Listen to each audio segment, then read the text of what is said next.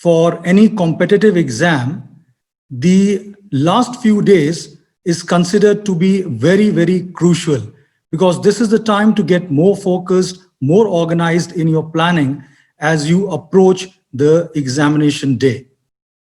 So what should be the final strategy? How should the MBA aspirants navigate their final preparation time before the CAT exam? What should be the key areas and sections to focus upon?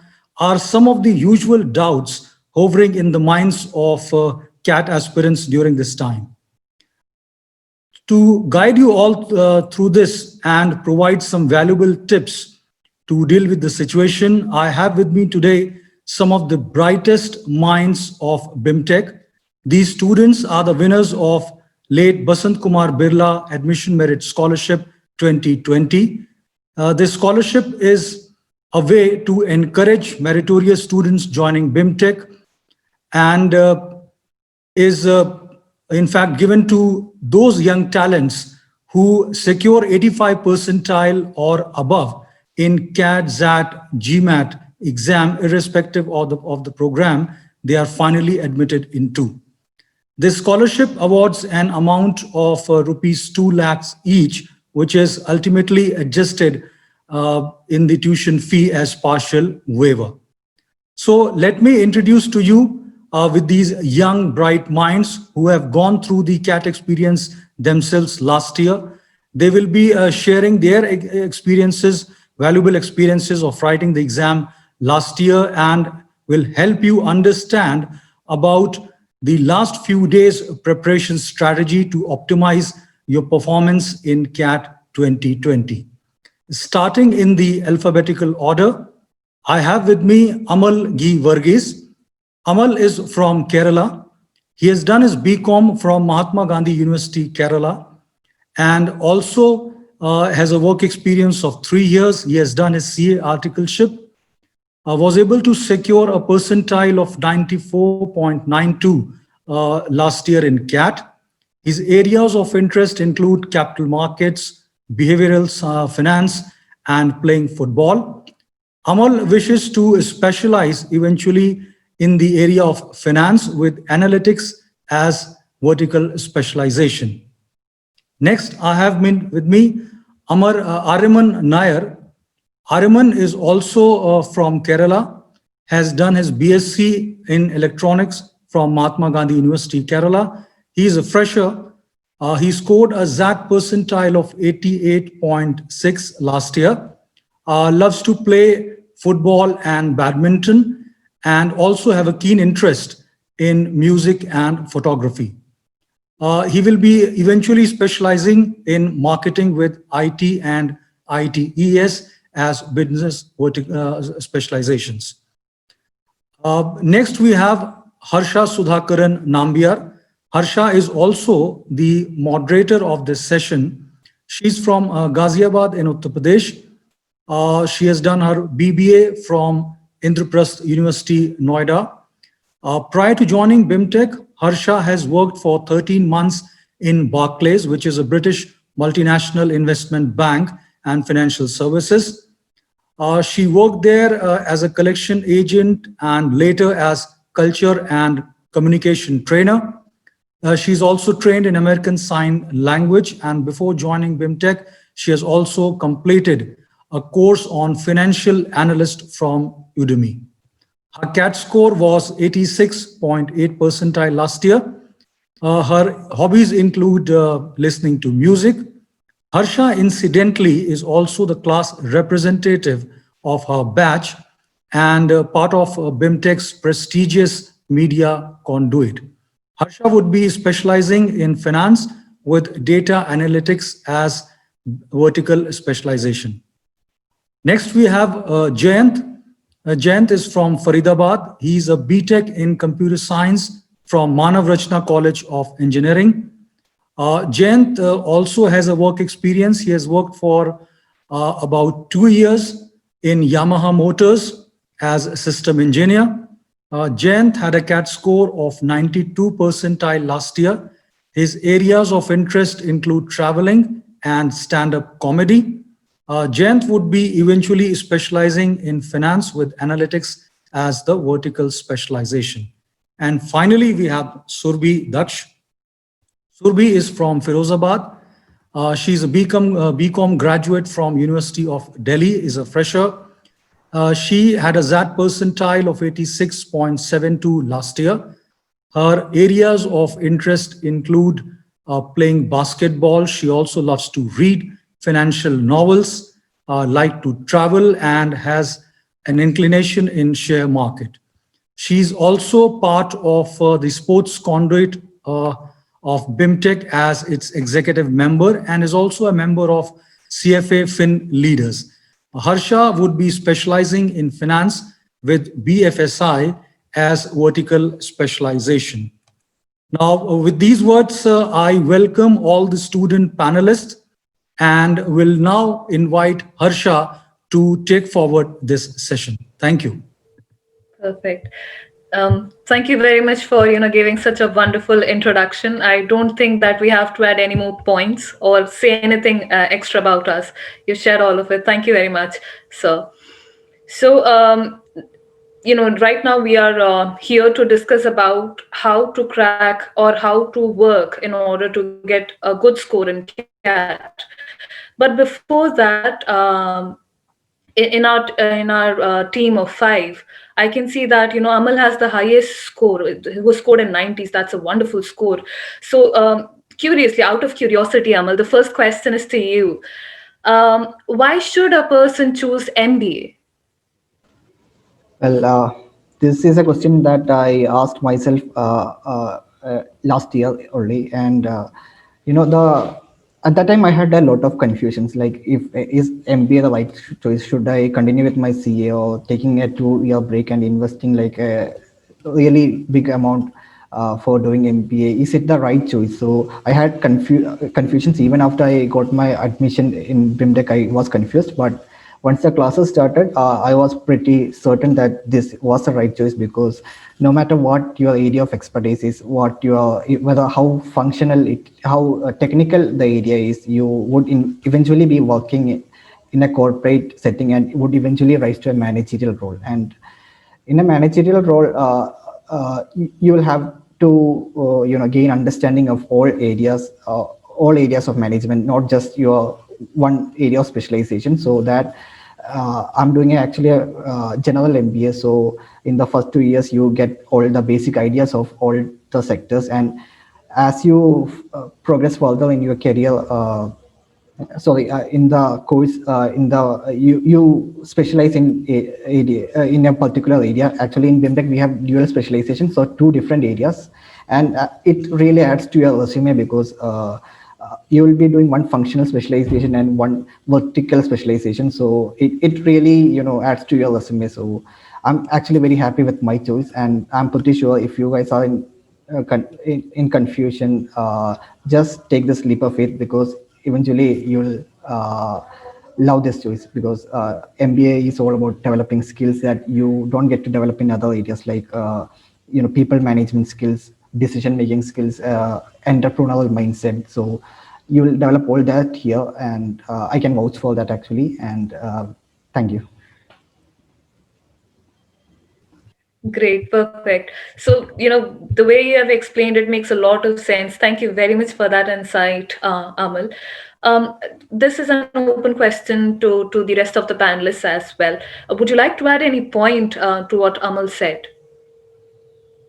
I would like to add something. Like, I was working for 2 years. I was in a typical software role.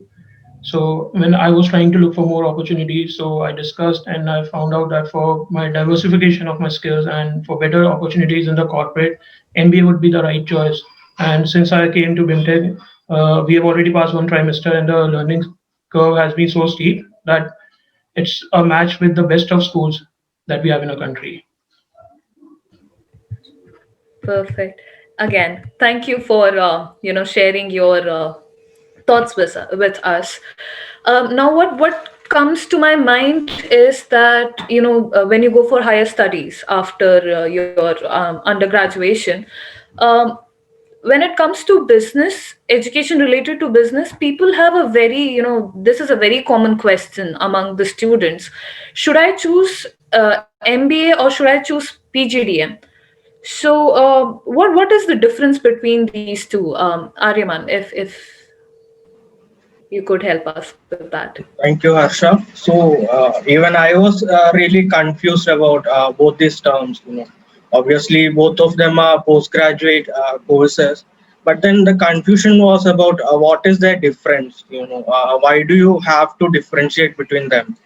So first of all, MBA is a degree course and PGDM is a diploma course, meaning more practical knowledge is applied in the diploma course rather than just focusing on the theoretical aspect of management.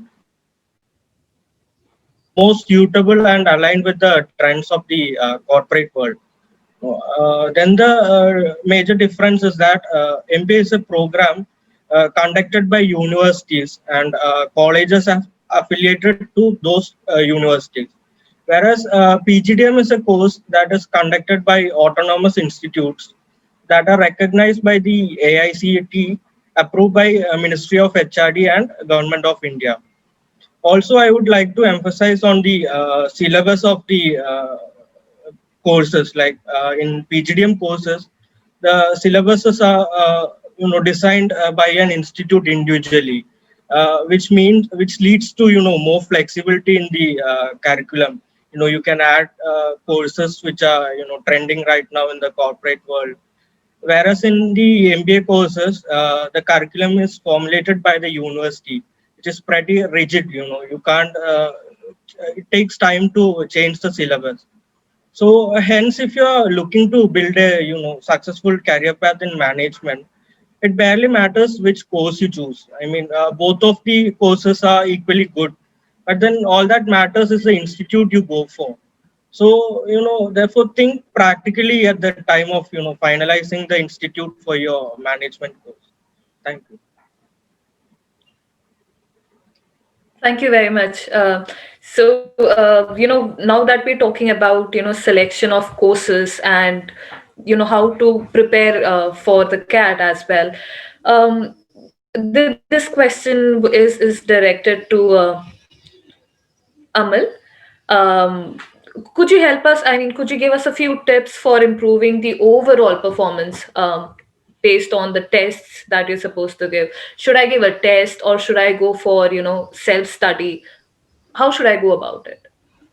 uh, Tips for cat, actually it's kind of a challenging task because it's I believe it's a very personalized thing. I mean, actually among these five panelists here, we all did really well and we had difficulty arriving at a common ground on the right strategy to be pursued. So the bottom line is that the person has to prepare their own strategy, and but for that you'll need inputs, and that I believe we can provide from our personal experience. So my experience with CAT preparation was about 30 mock tests before CAT. I didn't do any additional learning. Uh, I except a few portion in quantitative that I had to brush upon. I didn't do any additional learning. I just did this 30 mock test, and I think that made a huge difference. And that because in CAT you are not expected to write every single answer. You can't do that unless you are some kind of genius. So if you do about 10 or 12 questions, you will score about 90 percentile, but the difficulty lies in finding those 10 or 11 questions.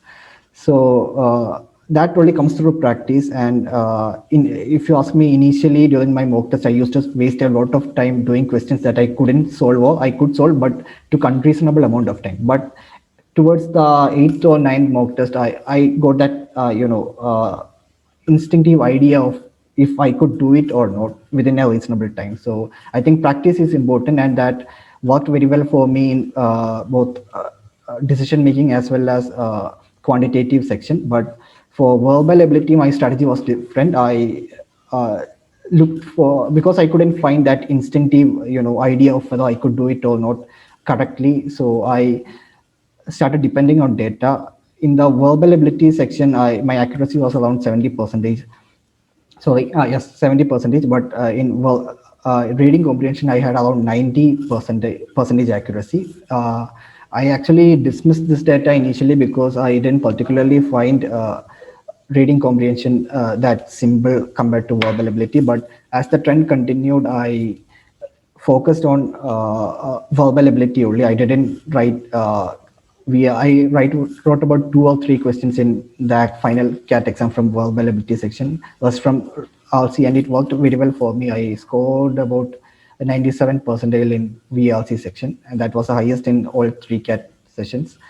So, bottom line is, if I have, it's this is what worked for me. I'm not vouching that it would work for everyone. It's like I said, it's individualistic, but looking into data is important because we as humans have a lot of biases. We might think we are good at something, but we might not be, and we might think that we are not good at something, but we might actually turn out to be. It's about relative, like compared to others, how good are we?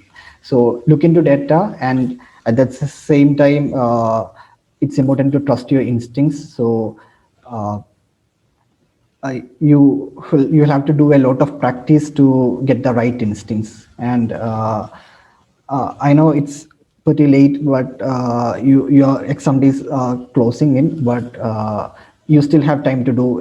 If you ask me, if I was in your place, I would be doing just mock test these days, one mock test every single day, and analyzing the mock test the rest of the day. I wouldn't do any additional learning. So that's it from me. Thank you. And great, Amal. When you said that practice is important, you made me realize that when you do the practice, when you keep on practicing the questions, it improves your decision making skill as well, which is not something that you focus on. But when you keep on working, and when you are consistent about your work, you start making decisions as well accordingly. So, as Amal said, if you wouldn't have had practice, you wouldn't have had known that which are the questions that you're good at. And if you would not have had known that, then you could not have been able to attempt the correct questions. I have a few questions in the chat. And Amal, I would request you to answer a question. Is coaching a must to crack a cat? I mean, I know plenty of people who didn't go for coaching. Even I think Aryaman also didn't go for coaching, I suppose. And he did really well. So, but I did go for coaching, and I would attribute my higher score to coaching because I also wrote SAT exam as well as SNAP, and my score was around 18 both. But for CAT, I had 95, and I would assume that's because of coaching only. So that I can only speak for myself. I'm not going to vouch for any coaching institute, but this is what worked for me because coaching institutes help give a structure for practicing. Like if you are motivated yourself, you can do it yourself. But coaching, if you join for coaching, they'll provide material for preparations, and you'll have a structure you can compare with others. So if you ask me, personal opinion would be go for coaching, but it's up to you. Again, it's totally a person's choice whether they want to go for a coaching, or do they think that they're capable enough of studying on their own. Because I have not taken a coaching. I did have the books from a particular institute, but I never went for coaching as such in particular. Before continuing, this is just a notice for all the participants. um, the questions that you have, please post them on the Q&A section and not in the chat. Moving on to the next topic, that would be the tips for section wise approach. Now that we talked about how to work through and work for the CAT exams, Jayant, this question is directed to you. What are the tips that you would like to share for section wise approach? See, the like Amal said that it's individualized the way people approach to a stat or any other B school entrance exam. So this year the duration has also reduced from 60 minutes per section to 40 minutes. So the need for speed and accuracy has also increased. So if we talk about the verbal ability section, most of the questions are from RCs, and I devoted a lot of time doing RCs. I practice a lot of reading, like reading newspapers, especially. I used to read a lot of Indian Express, and that had helped me increase my reading speed and analyzing what's coming in, because I used to make some points about the news, because it also helps you in the subsequent processes after you clear the CAT and get shortlisted for B school interview. And when I talk about DILR, according to me, it's the toughest section, because over the years, the weightage in terms of difficulty level that has increased a lot as compared to verbal and quant. So, and DILR are coming as a mixed type of questions, not like it would be only DI related or it would be only LR, but they are coming as a mixed type of questions. And then in quant, the number system is one of the topics that could really help you if you're good at it. And geometry, like last year, it was number system that was tested by them. So I would say that try, like Amal said, that try to select the questions you want to attempt. You can't attempt all of them, because your aim should be to maximize your score, because you have to keep in mind that there is negative marking in it as well. So I would say that first, in the first 1 or 1.5 minutes, try and go for selecting the sets of questions you want to do, and then try doing them. And don't waste too much time in doing a particular question, and just move on, keep moving on if you're not able to solve them. Perfect. Um, Thank you for sharing your experience and your thoughts with us. There are a few questions in the chat which I would like to discuss before we move further. There's a question: how many questions should we target in this new pattern to get a decent percentile? See, the pattern, the timing has changed, but So, okay.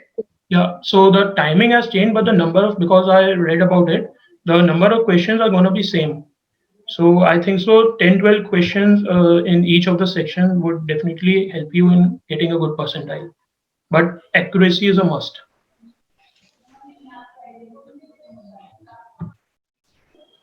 I was That also totally makes sense to, over. I was also like Yes, to share my experience with all of you. I had written that exam and many more exams like IFT.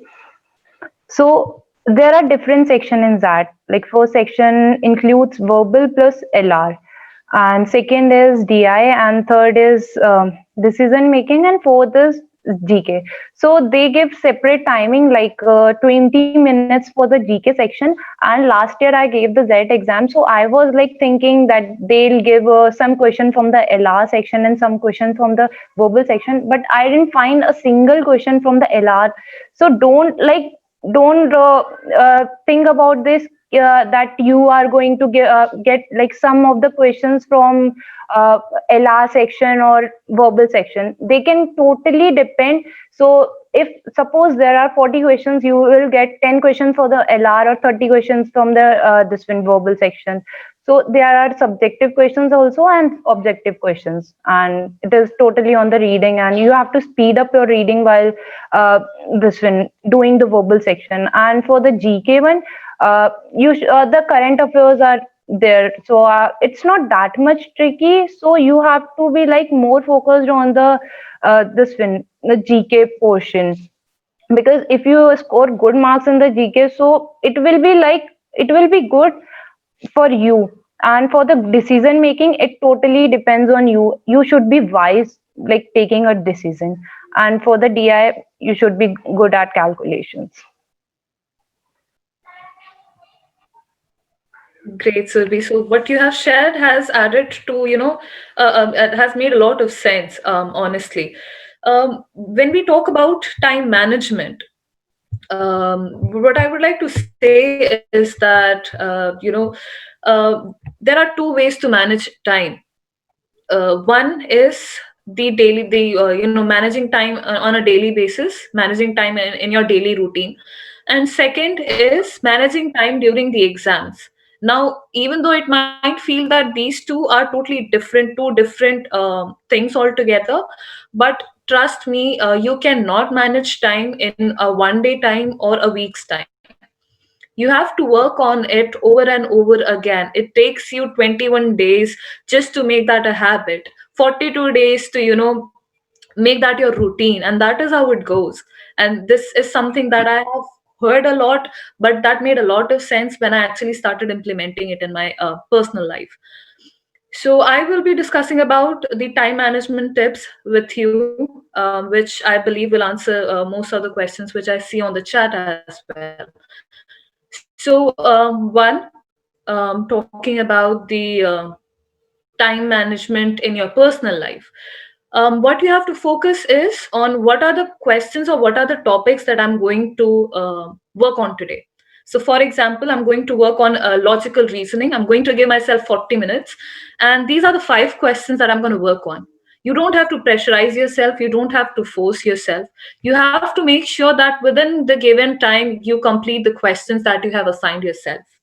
Once you do that, you make it a bit more hard for yourself. Either reduce the time or increase the number of questions. And that is how you keep on working on it. Now, I have been during the time, I was working at Barclays as the communication trainer. And since that was a night shift, I apparently did not have much time to prepare because there was working, and then it was a tiring schedule because it's, when you're a trainer, you have to stand and speak the entire time. So what I would do is that I would make sure that I give myself a particular amount of break. Self pampering is very important. You might think that it's something kiddish, but no. If you cannot take care of yourself, if you can't give yourself ample amount of time to sleep, a good amount of food to eat, then trust me, as long as you are not healthy, your mind will not be healthy, and you will not be able to study. Now, once you're able to focus on managing your time and your daily routine, not just about studies, but also about taking time for your friends, for your family, the next thing that comes is managing the time during your exams. One thing that I did was, because at that time I did not have much confidence on me. I was attending the CAT for the first time, and I did not know how is it going to go. And since I did self study, I had no much idea how am I going to go about it. What are the uh, what is the average score that I might score or I may not score. So first thing that I did was, I saw the number of questions which are there in each section. I divided the time accordingly. Now that does not mean that if there are if there's 60 minutes and if there are 60 questions, that 1 minute to each question. No, you have to see that which section carries more content that you have to focus on, which section carries lesser content to focus on. And apart from that, one thing which is very important is, make sure that you do not spend your time more than the time that you have allotted yourself for on one question. So, for example, I give myself 1.5 minutes for each question. So, I'll make sure that I complete that question within 1.5 minutes. If it happens, great. If that does not happen, my focus should be on the next question. And I should not worry about the previous question because it's gone. I have to focus on the next, and I have to make sure that I do it correctly. And I believe that this has cleared a lot of your doubts regarding the time management. This is an open question to the panel. um, we have talked about time management, we have talked about how to manage your studies during the preparation of CAT. We have talked about the section wise approach. My next question to the panel would be how to focus on the speed and accuracy.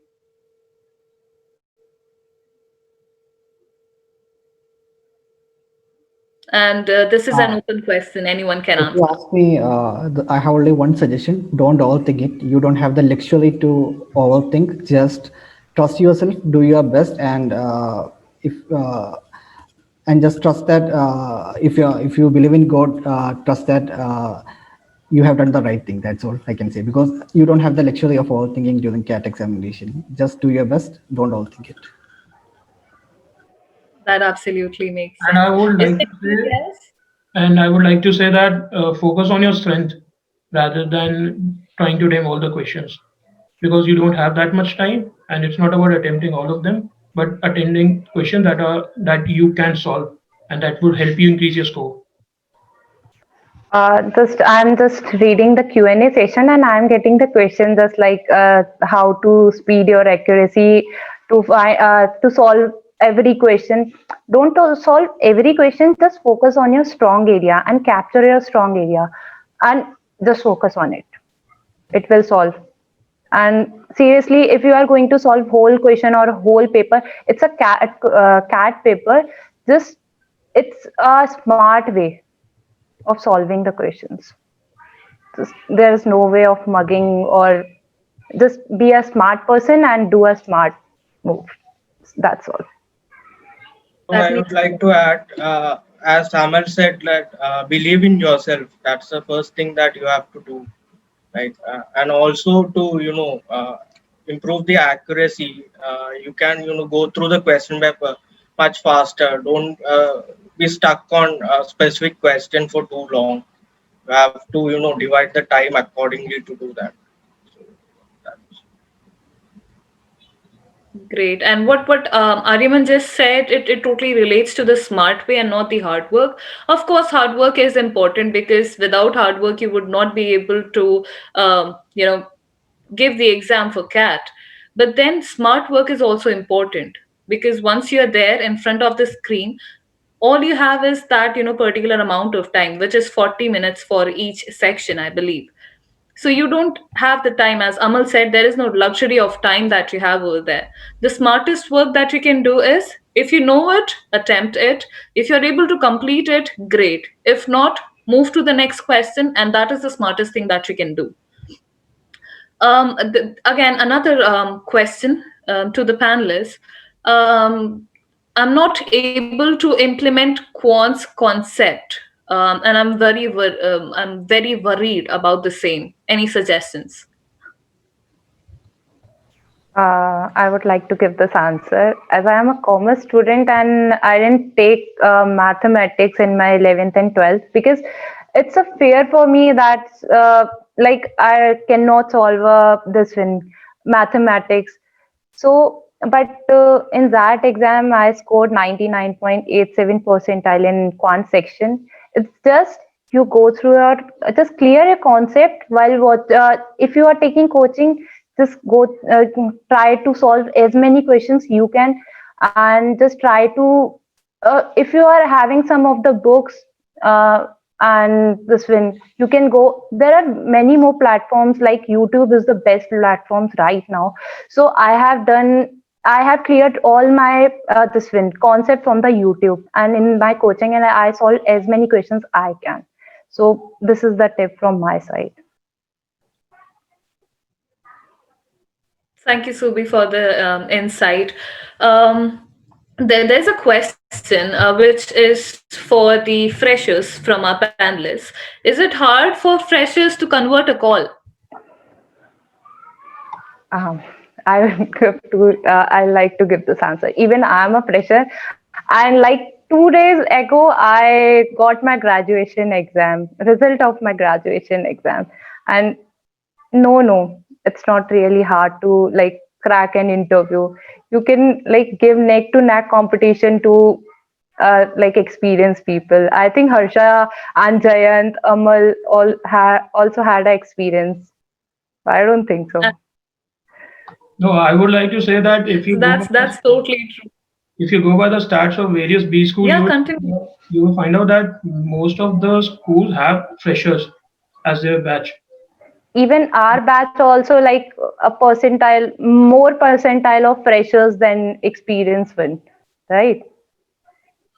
Yes, that's true for most of the B schools. So there's nothing like freshers, or yes, work experience do give you some weightage, but it's not like that there's nothing for freshers. Absolutely correct. So And they both, as Amal, please continue. yeah, and I think some colleges actually prefer freshers because they don't have any preconceived notions. They are like fresh. You can groom them perfectly. So I think you have an advantage in some areas. So don't worry about it. So this totally talks about the pros and cons, honestly, because as a fresher, you are all fresh. That is why the word is given fresher, because you are fresh minded. The thoughts which we put in, or the institute puts in, or the study that knowledge study, whichever whatever the college puts into you, is what you'll apply in the next organization that you work with, which means that you have more space in your mind to fill with the updated knowledge. But at the same time, when we talk about the experienced people, the one benefit that they have is that they have worked with the organization, they have worked in the real life situation, they know how the environment works, they know how the organization works, how to interact and how to deal with the situation. So it is never it can never be said that a fresher has an upper hand, or an experienced person has an upper hand. It's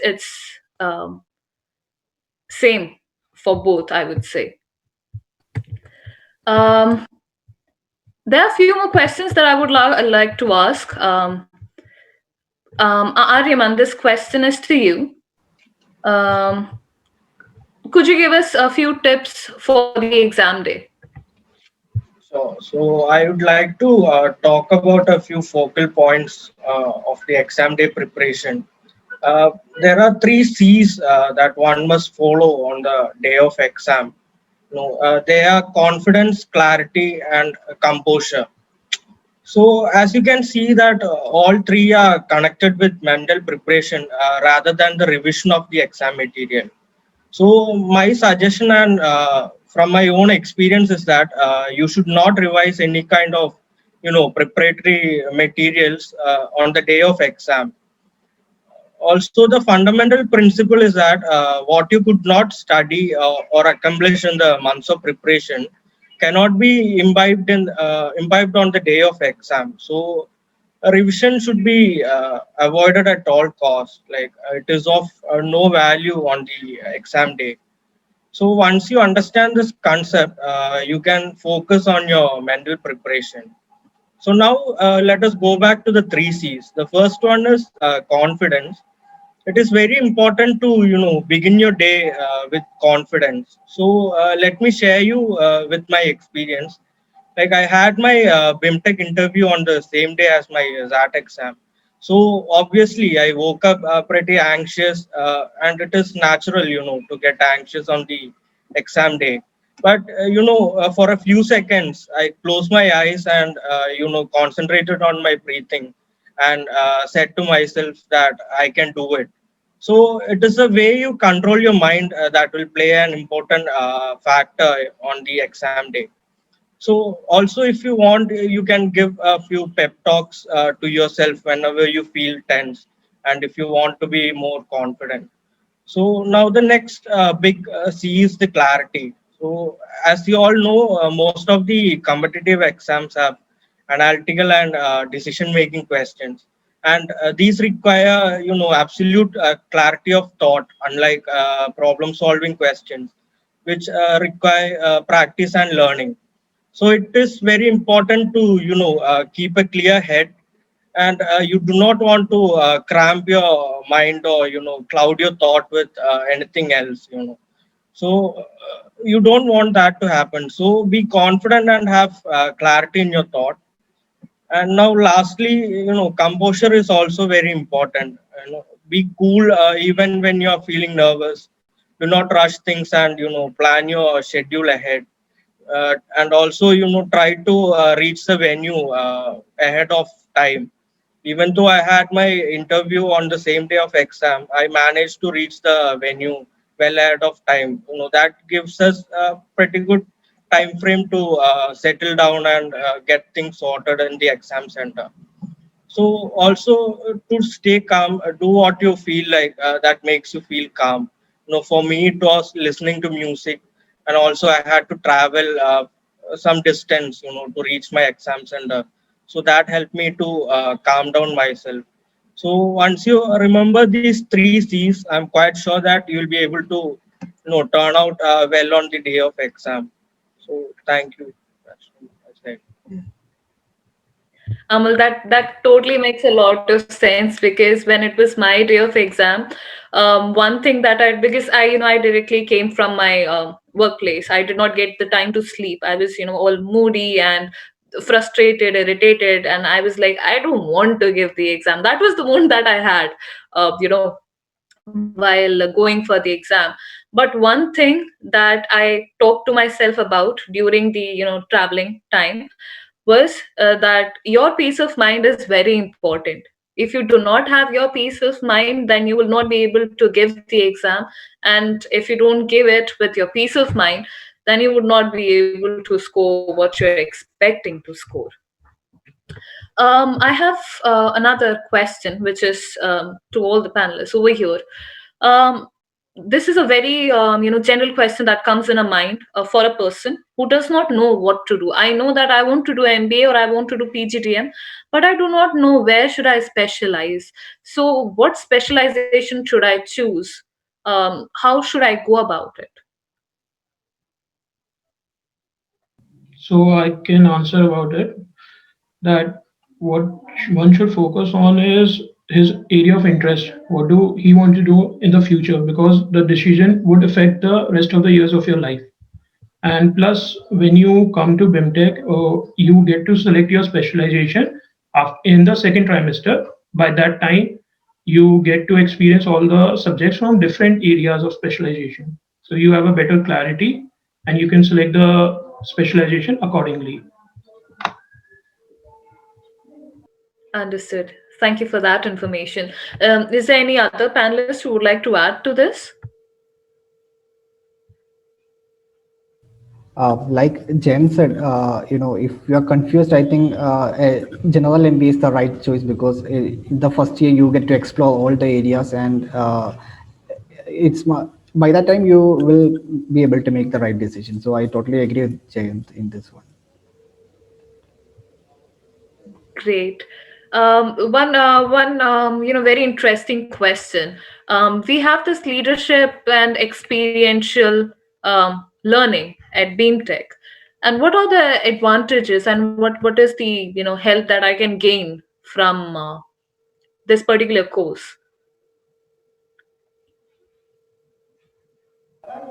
Well, experiential learning is about learning from experience. So it has two components. We learn from our own experience as well as the experience of others. For learning from experience of others, we are encouraged to reach out to our seniors, and we all have mentors here at BIMTech who are doing really well in life and who are BIMTech alumni. So we learn a lot from them. We have at least 2 or 3 meetings with these people. Like my mentor is actually the sales. I think head of sales for OLX in Germany. So he's a very busy man, but he is still passionate about having meetings with us and imparting his knowledge. So that's about the learning from other people's experience as well as our own experience is concerned.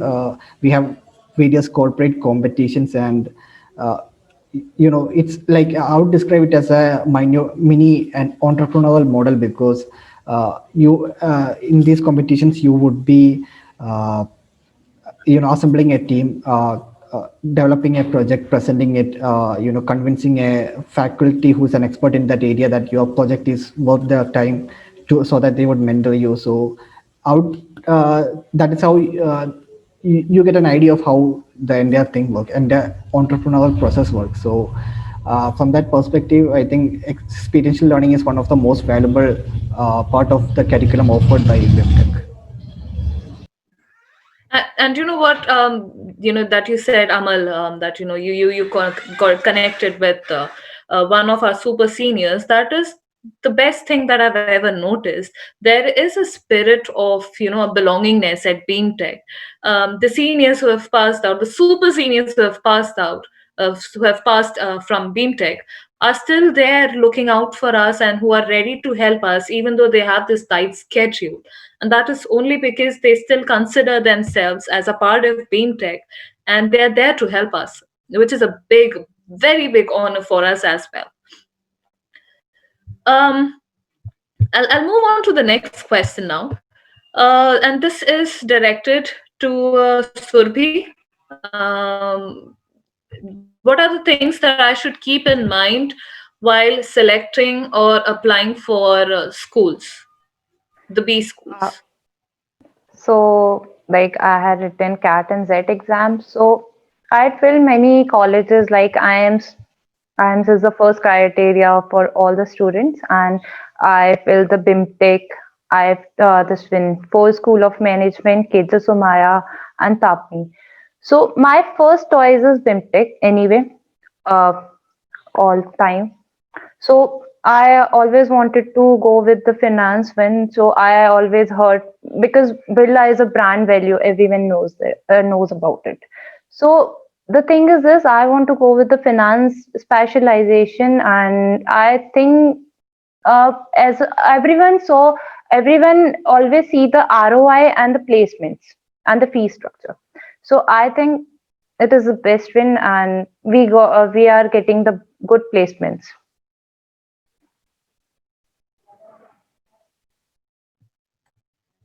Thank you very much for the information, Surbi. Is there anybody else who would like to add to this or would like to say anything? I would say that a person when applying should keep their mock scores in their mind as well, because it will give you a judgment of what you're going to score in the future. And when it comes, BIMTech gives you world-class facilities. They've got faculties with uh, huge industry experience, and it would be my choice every time I will want to apply. That absolutely makes sense. So, you know what, Jayant, I'll ask you the next question. While applying, how is the early round of admissions? How are they held, and what was your experience about the same? So the early round of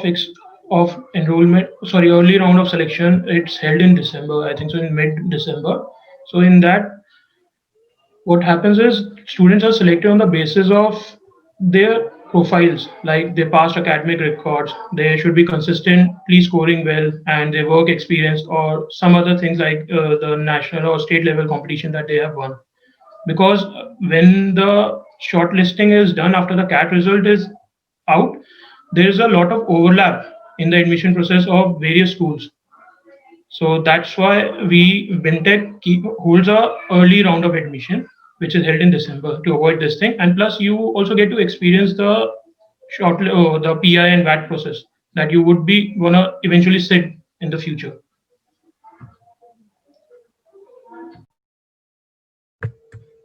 Thank you very much for helping us with that information, Jayant.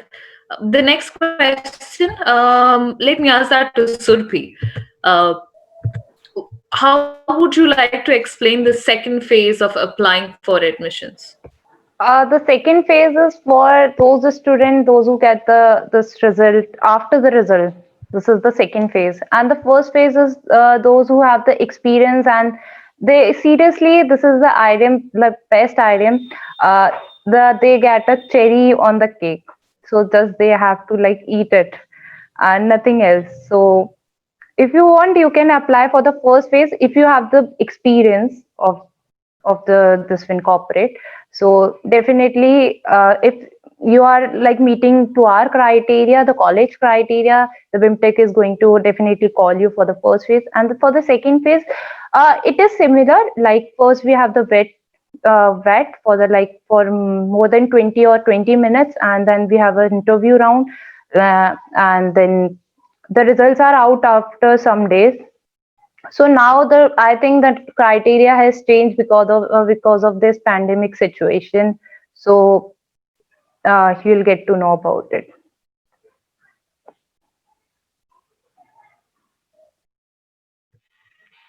Thank you for that information, Survi.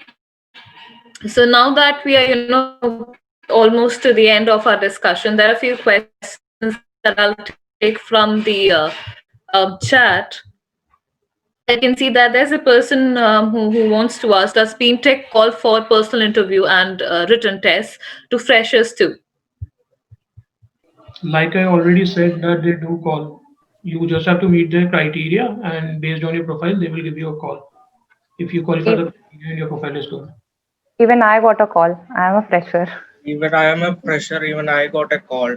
That too in the first phase of the interview. So doesn't matter, if you have experience, you need to, fill in the criteria for eligibility criteria for applying to the college. So that's what matters. I know it's the biggest question in everyone's mind for a fresher that I am a fresher and they are the experience holder. How can we meet the criteria and we don't have the exposure of the corporate? Don't worry, we are also fresher. RMN and I are also fresher and we are just meeting the criteria day by day and we are just giving neck to neck competition to these corporate people. So don't worry and just give your best. Oh yes, and she does keep on saying that you are a experienced person, and I'm giving you the competition. So yes, we do have that kind of talks in between.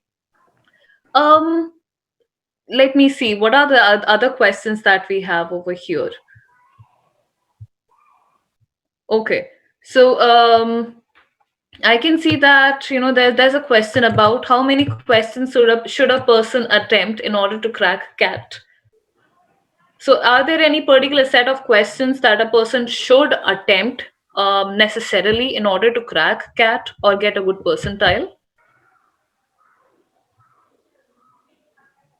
Like I said before, that you just don't have to qualify, you have to maximize your score. So 10, 12 questions, I mean, 2, 3, 4 sets in each of the section would be good approach.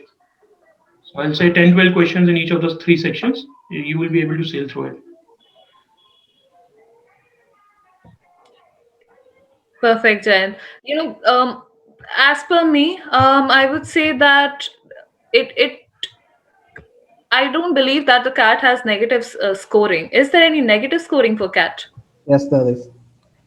Yes, there is. So, One third of the mark is negative. Yes. when you have negative scoring for CAT, the only thing that you have to keep in your mind is just do the questions that you know that you can. If you don't know the question, just skip it, because you are anyway not going to get, it's not the case that you attempt it and you would not be scored negative. So let's keep it simple. Do the questions which you know and skip the questions that you don't know. That would make it more relaxing for you as well while attempting the CAT exam, or as a matter of fact, any competitive exam. Can I add something?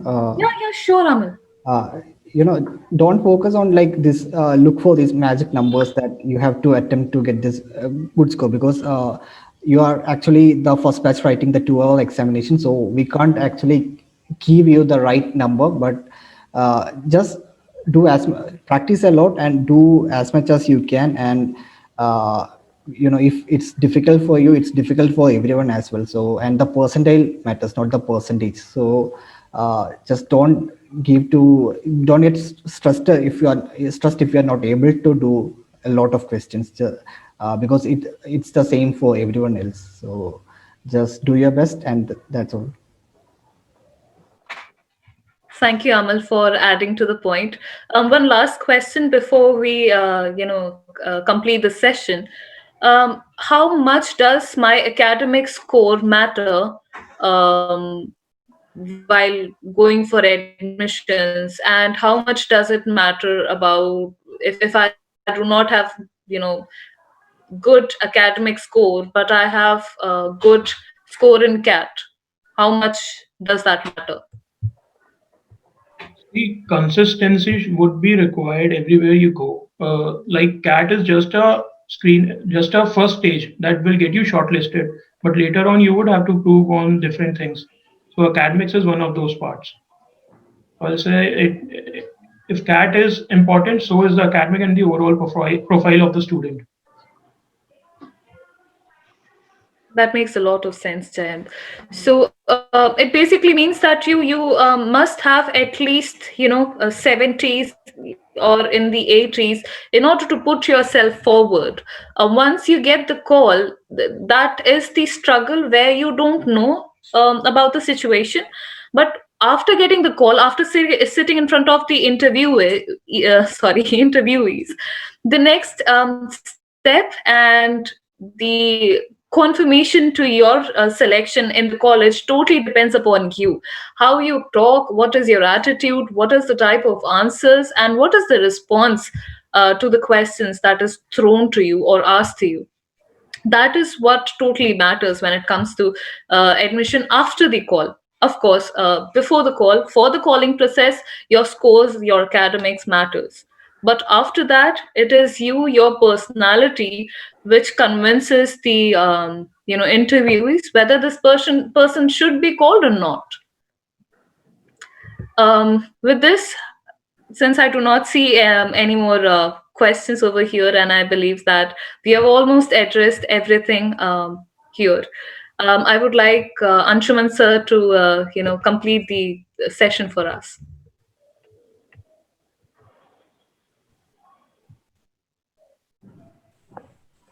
Okay, thank you to all the students. Thank you, Jen, Amal, Ariman, Surbi, and last but by no means the least, Harsha, whose job was really tough to make this entire session go very, very smooth. And it was really an invigorating and informative session.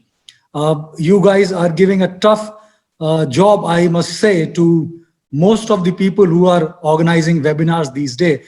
You have been interacting with with a lot of information about CAT, about your own experiences, your strategies, and holding this session for about an hour now.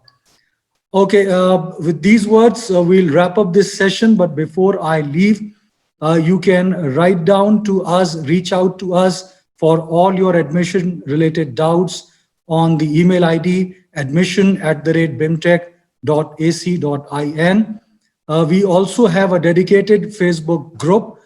You can join the group to know more about BIMTECH, the latest notifications and updates related to admissions. Eventually, we'll be organizing a lot more interesting webinars on relevant topic. Before I leave, I can see that a lot of you have already filled the form of BIMTECH, but those who haven't yet been able to complete the application form, let me inform you that the last date to apply is 2nd of December. With these words, I thank all the student panelists and our attendees to participate in this session. So all the very best to all the participants of this session for their forthcoming CAT exam on Sunday, the 29th. Please stay safe and stay healthy and write a very, very good exam, the CAT exam. Till we meet again, it's all the very best for your CAT exam and take care of yourselves. Thank you.